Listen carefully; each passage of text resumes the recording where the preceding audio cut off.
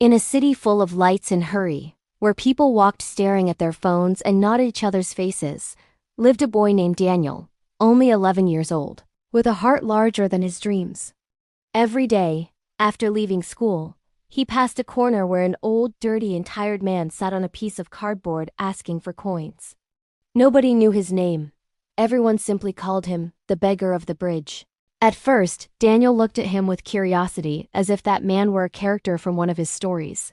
But little by little, he began to feel a strange sadness every time he saw him there, under the sun or the rain, with the same lost gaze. One afternoon, while the other children ran home, Daniel stopped in front of him and asked in a timid voice, "Sir, are you hungry?"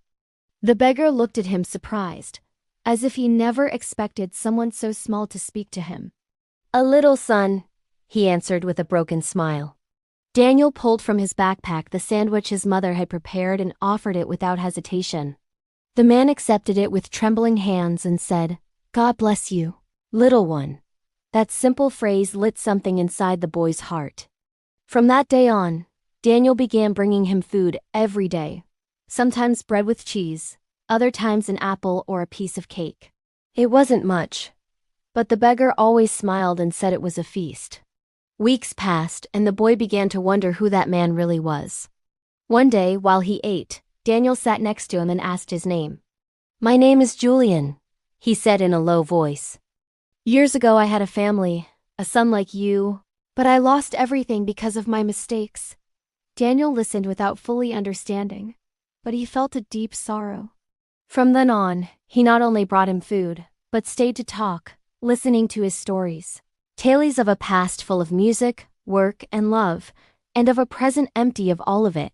Sometimes Julian taught him old words, or told anecdotes that seemed from another time.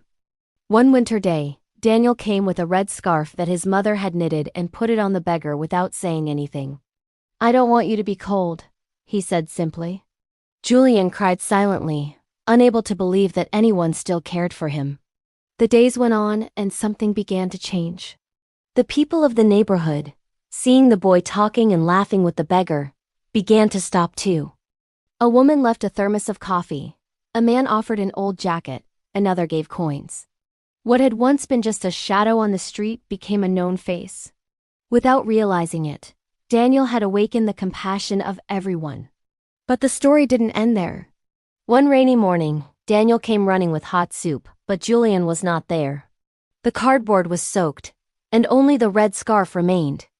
Daniel felt an immense emptiness, searched everywhere, asked neighbors, asked the police, but no one knew anything.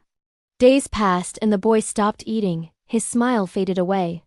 One night, his worried mother hugged him and said, "Son, you did the right thing." Sometimes life separates people to bring them together in another way. Daniel didn't understand, but he kept silent. A week later, the doorbell rang. It was a well-dressed man, with flowers in his hand and wet eyes. He introduced himself as Julian's brother. He told them they had been looking for him for years, that thanks to a video published by a neighbor showing Daniel giving him food, they had managed to find him. "But we arrived too late," he said with a trembling voice. "He died 2 days ago, with your name on his lips." Among Julian's belongings they found a letter addressed to "My little friend." Inside it read, "Dear Daniel, thank you for reminding me that goodness still exists. Thank you for seeing me when no one else did. I have no riches to leave you, only my eternal gratitude. Guard your heart, for it is more precious than gold."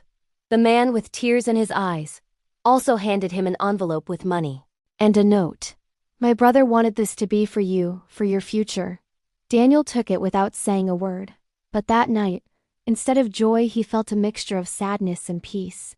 He understood that he had done something greater than helping a beggar. He had saved a forgotten soul. From that day, he decided that when he grew up, he would be a social worker to help people like Julian.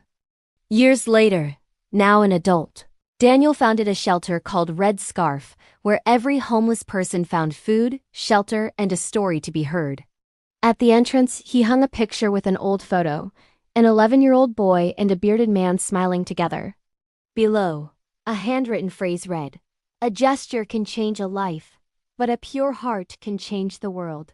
And every time Daniel looked at that picture, he remembered that day when he shared his sandwich. He didn't just feed a hungry man, he lit a hope that would never die. Years turned into decades, and Daniel's life became a testament to the power of a single act of kindness. Yet, even as the Red Scarf Shelter flourished and spread across the city like a river of light through the darkest alleys, he carried in his heart the lingering echo of Julian's last words and the mystery of the son he had lost. A mystery that kept Daniel restless during quiet nights and drove him to search further than he ever thought he would. He spoke to journalists, historians, priests, even old police officers, who remembered cases of missing families, and every time someone mentioned a possibility, Daniel pursued it with the same persistence with which he had once carried sandwiches in his school bag. But for years the trail remained cold, and so Daniel poured himself into his work, transforming Red Scar from a humble shelter into a network of centers, each with walls painted in warm colors filled with beds, classrooms, clinics, and above all a sense of belonging. And in every one of them, hung near the entrance, was a small replica of that photograph of him and Julian, smiling as if life were nothing but generosity, beneath the motto that Daniel had turned into a creed: a gesture can change a life, but a pure heart can change the world. He never married, for his life was given entirely to others, though he was never truly alone, surrounded always by those who had once been homeless and now called him family. And yet in his solitude he often spoke to Julian in his prayers, promising that one day he would find his son and tell him how much his father had regretted, how deeply he had loved, and how profoundly he had inspired. Then on an autumn evening, when the wind carried leaves like whispers across the city, an envelope arrived without a return address, and inside was a single folded sheet with a name and an address scrawled hastily: Gabriel Ramirez, New York City.